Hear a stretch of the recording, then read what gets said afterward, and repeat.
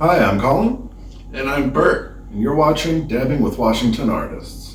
The idea is simple 6 questions And 6 dabs. as we interview artists that make Washington, Washington. So sit back, Light those torches. because this is Dabbing with Washington Artists. Yo, it's your boy Seven Da Pantha, locking in right now with Devin with Washington Artists. Thank y'all so much for tuning in, man. Y'all already know my new album, Here I Am, is out now on all streaming platforms. Don't forget Sevmatic available with the purchase of Seven Da Pantha hoodies on Bandcamp. You can also check me out on YouTube /Seven Da Pantha. They gave me my own URL. Check me out. You know what I'm saying? Panther Politics Podcast available on all podcasting platforms as well. Don't forget to check out Cultureless, the docuseries. We got the short film Justice for All, episode 2, featuring the Seattle Black Panther Party on the way. Seven Da Pantha, Sound Chamber Productions. One love. For today's series of dabs, we begin the episode with the Purple Kush, a Kimbo Kush, and an Alien OG, and we will finish the session with the Snoops Dream, Green Crack, and a Super Silver Haze. So, before we get started, I just want to say thank you for coming and joining us on our show. It's a pleasure to have you here. For everyone at home, I'm by myself today, so hi. All right, so today we got first up is Purple Kush. Purple Kush is a hard-hitting indica known for its earthy smells and taste, common to the Kushes. We found these saucy diamonds with an impressive 5.5% terpene profile at a shop in Bothell on Route 527. There you go. Take that and just off your hand there. If you want to clear it out. Woo.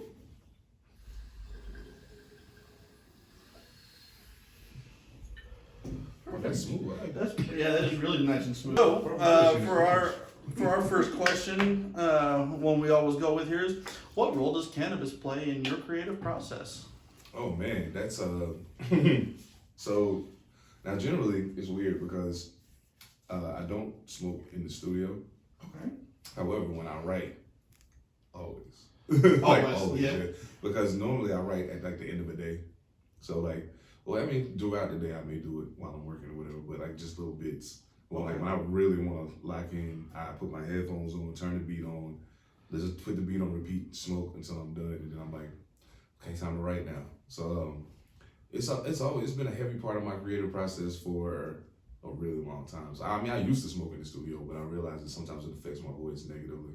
Okay. So especially if you're going to be doing the vocal parts yeah, of you your know what I'm songs saying? and all So that. I wait till after, you know what I'm saying? But definitely in the writing process, and beat selection process, I like to be a little buzzed. There you go.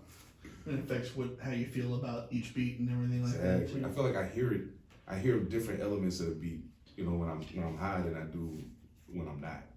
You know what I'm saying? And Yes. even when I listen back to my own music, I can tell, okay, I was solo when I recorded that. But now I hear certain things that like may have even escaped me when I was in the studio recording. You know what I'm saying? So yeah, it's kind of cool. So for our second dab here, we've got a personal favorite of mine actually is the Kimbo Kush. This is a nice couch locking indica here. Nice heavy hitter. That smells really good. Kimbo Kush is a classic indica-dominant strain that is known for its couch lock effects and fruity flavors. Testing in at an impressive 91%, we were excited to find this gem at a shop in Everett.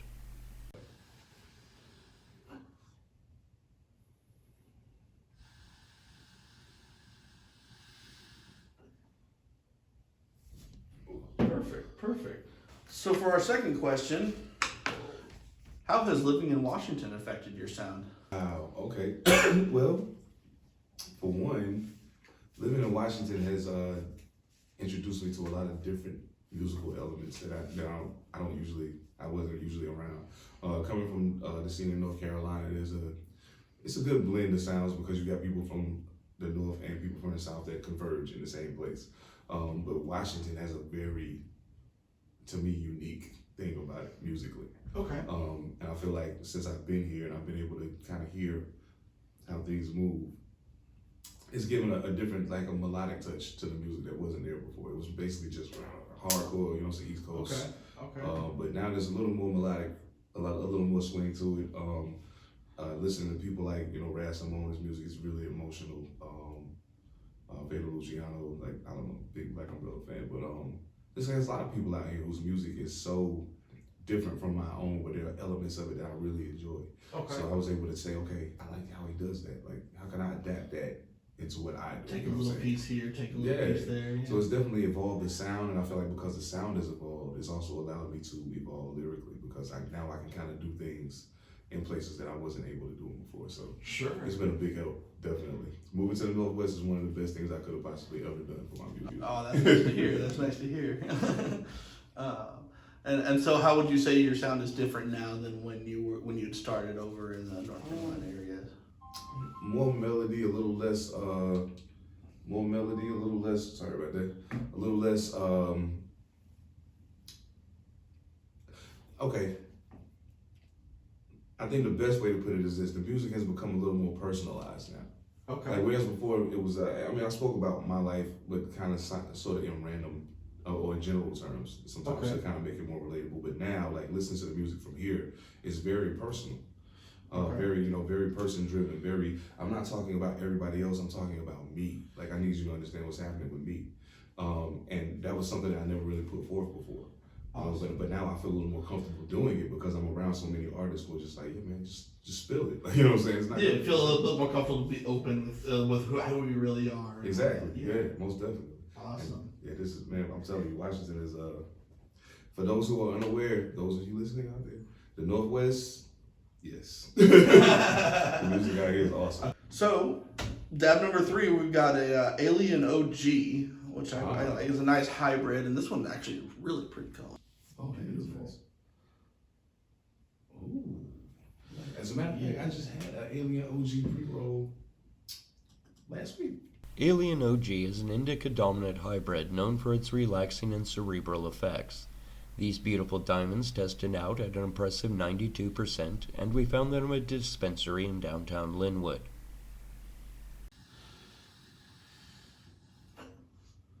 Beautiful.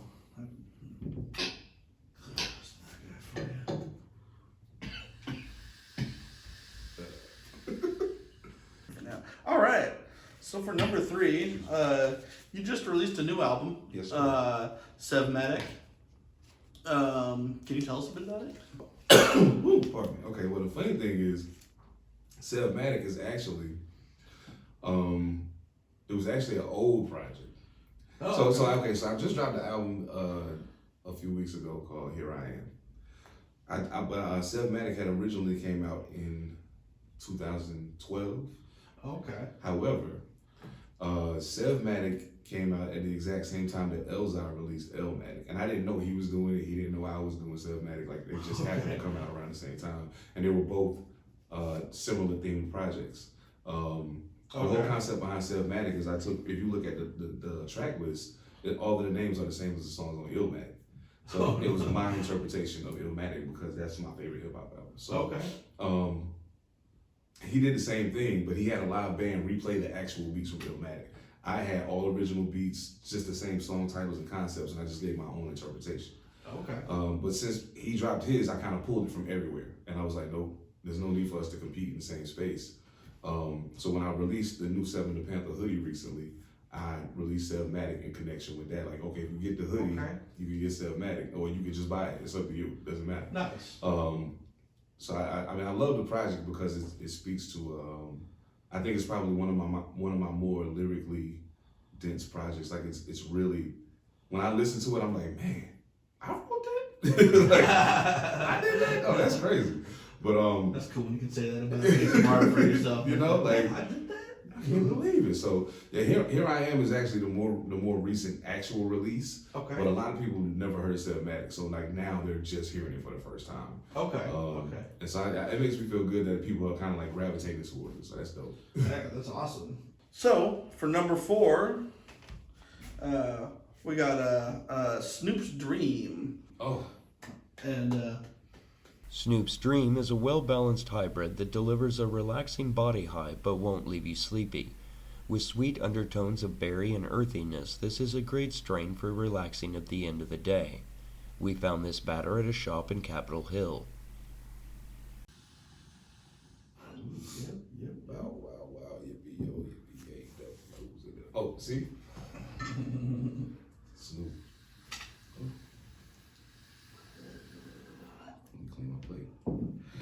Sweet. So for number 4 here, the COVID epidemic has wreaked havoc in the music industry, with many artists completely falling out of commission. But not you. This year you've released 3 albums, podcasts, and YouTube projects. What has inspired you to be so creative while others have been shutting down and stopped producing? It's strange you ask that. Me and my friend and co-executive producer on Culturalist, Sean O'Dell, we was just talking about that last night. A lot of people view their creative process in relation to other people, which is why the pandemic has completely shut them down. This happening has made me take a greater internal interest in what I do. Like for a while, it kind of turned into that for me because you're so used to making the music, put the music out, go do the show, I had to get back to, okay, let me remember why I do it and what makes me even want to give it to them. You know what I'm saying? So once I got back to that point, it just started coming.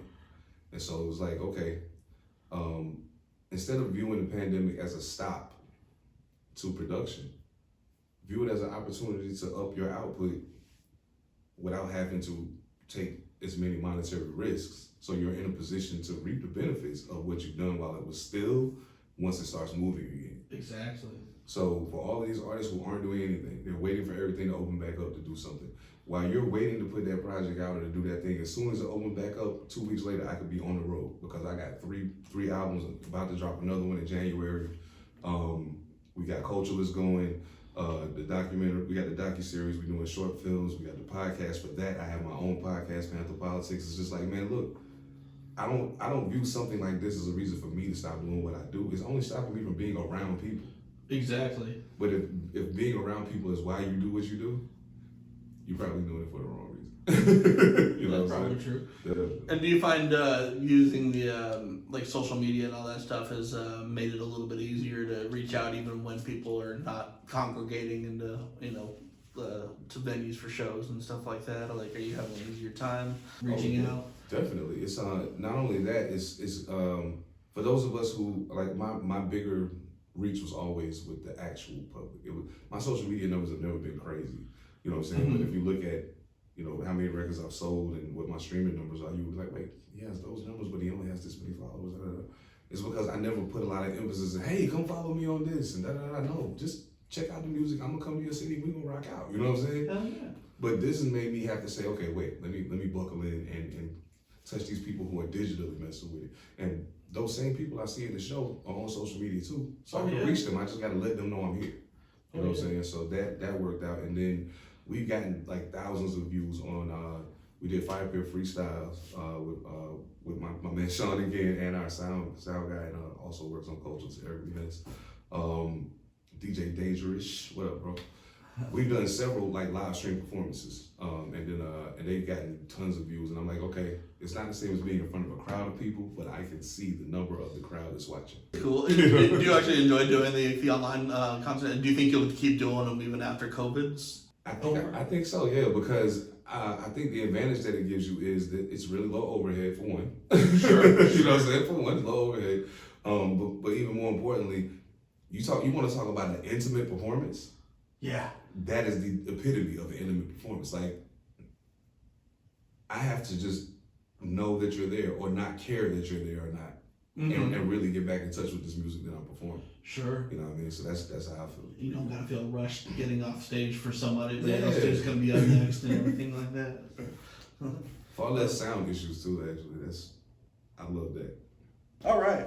So for number 5, we got a good classic here, Green Crack. Oh yes. It's gonna be nice and dank here, but it's a nice sativa dominant hybrid here. Yes, sir. Green Crack is a classic sativa-dominant strain known for its charge of energy and tendencies to leave smokers chatty and social. We found this butter wax at a shop in Shoreline.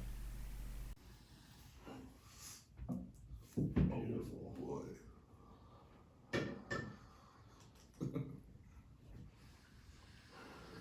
For number 5, it has been a long time since you released your first album. The Wait Is Over.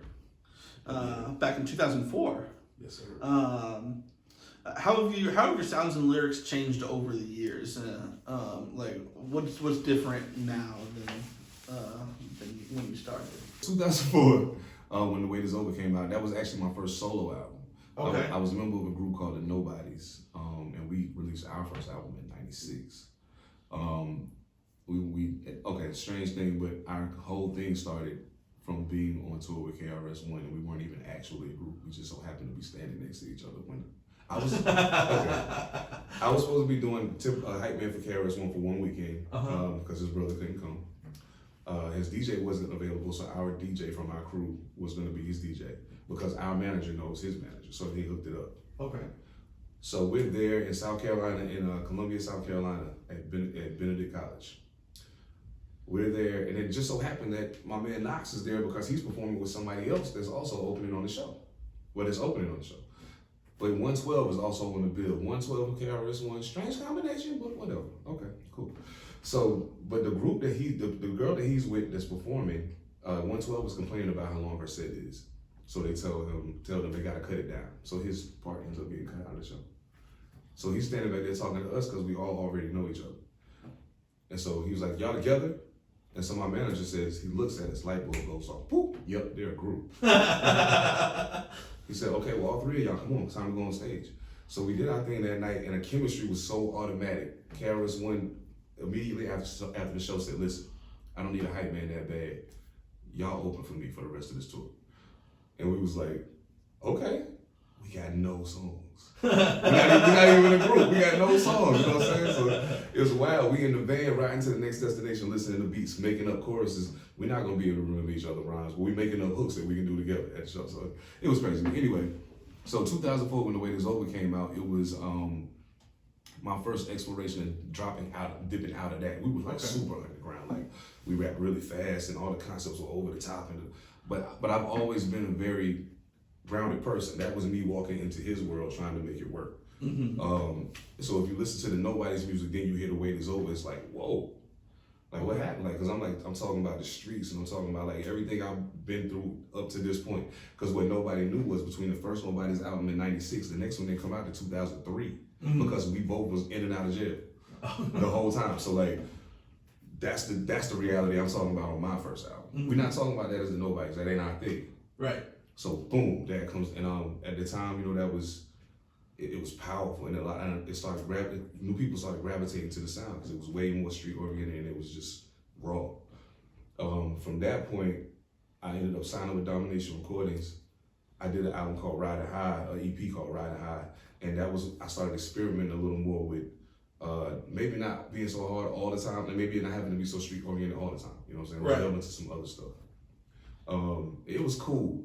But what I consider my magnum opus was 2010 when I dropped Born With Less.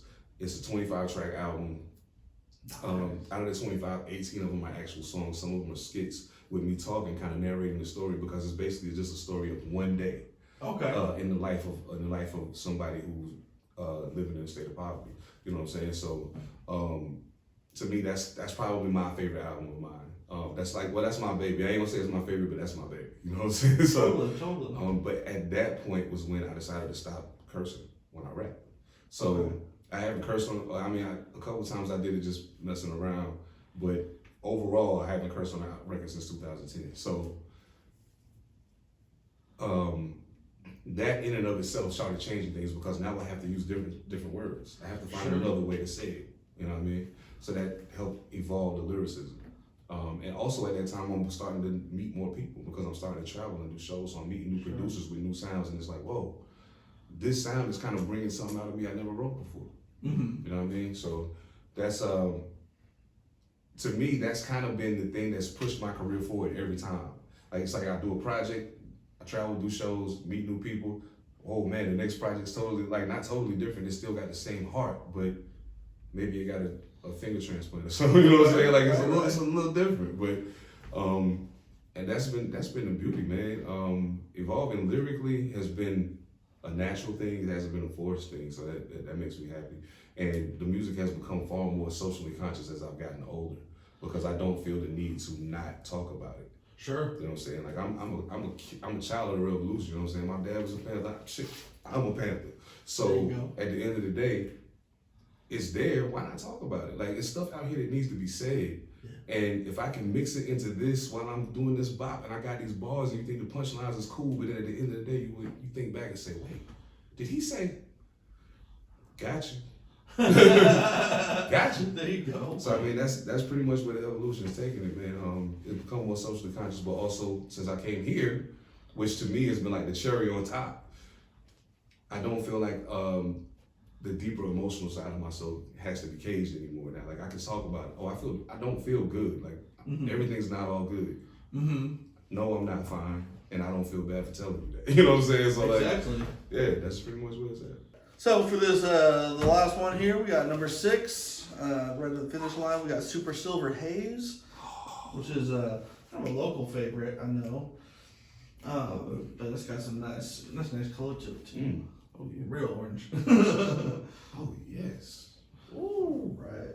I need to get that in the cologne. Right.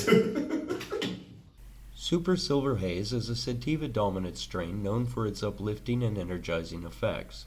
With the pungent skunky smell and peppery, almost spicy taste, this strain is a Washington favorite.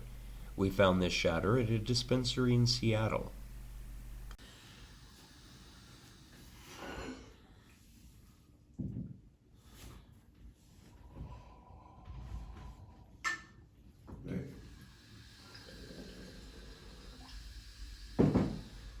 I can definitely tell since I moved to Washington, my tolerance is going through the roof. That'll happen, man. I just moved here 4.5 years ago. 5 years ago, if we was doing this, I'd be asleep right now. Let me go lay down real quick here. All right. Well, here we are at the last one, number 6. Your music, as you were talking about before, is very lyrically driven. Do you find it's difficult to get your message across against the rising tide of like the auto-tuned mumble rap that's kind of going on now, or do you find that it actually helps you stand out instead? That's a 2-tiered question, or a 2-tiered answer rather. Sure. As far as streaming and so forth and so on, I think it's a bit of a disadvantage being the type of artist that I am, and not necessarily delving into that. Like, some of the artists who are, like J. Cole will dabble in it a little just to bring the people in. Kendrick Lamar do it a little. Some of that I'm not doing it. I just won't. I'm sorry. I don't got no record label telling me I have to, so I'm not doing it. And so I think in that sense, it's a bit of a disadvantage sometimes, because when people are riding in their car just vibing out, sometimes I understand because I hear it and I'm like, I get why you riding around to that music. Like, I kind of want to ride to it too, but I like bars, so I'm not gonna do it. So. It's a disadvantage in that case, but I think as far as like live shows and when you're talking about being able to create a online presence by like releasing, like I'll release a video every now and then, just be rapping to a beat. My brothers, like my whole clique will do that, and when you do that, you see the comments and you be like, man, it's just so many people say, man, I miss this. Like, people don't rap like this no more. Like, and when you do a live show, when there's 20 people going, and then you get up there and you like 1, 2, and dropping on them, they be like, whoa. That was one of the things I loved about when listening to your music, getting ready for this one, is it felt very 90s. It felt very like old school, like hip hop rap, and it just, I loved it. I loved the sound. It was yeah. I like very nostalgic. I like to take the because the 90s hip hop raised me, you know what I'm saying, in a lot of ways. And I tell people all the time, I'm like, dog, you gotta understand, with me, hip hop is not just what I listen to. Like, I was born and raised in hip hop. My first recollections of hearing music was my mom's playing certain Motown records and other records, and I'm hearing hip hop records sampling these records. Like, Ma, that song you playing? Listen, you hear it? You know what I'm saying? Like, so hip hop that's all I know. You know, since culturally, that's my life. Graffiti, breakdancing, DJing, MCing, fashion, culture, all of it. Like, that's what I know. So like when I make music, the whole purpose for me is like, okay, there's a point in time where I felt like hip hop was the best it had ever been. So if I'm still making music in 2020, but I can bring the essence of that with me, Absolutely. those of y'all that wasn't there to experience it, you're gonna get a little taste of it right here. I mean, you could go back and listen to it, but if you want to hear it in the current, I got you. Keep it alive. You know what I'm saying? I Keep it got alive. Thanks for tuning in to another episode of Dabbing with Washington Artists. Please be sure to give us a like and follow for more content. And check below for links to the artists and their most current projects. And remember, with your support, local art thrives.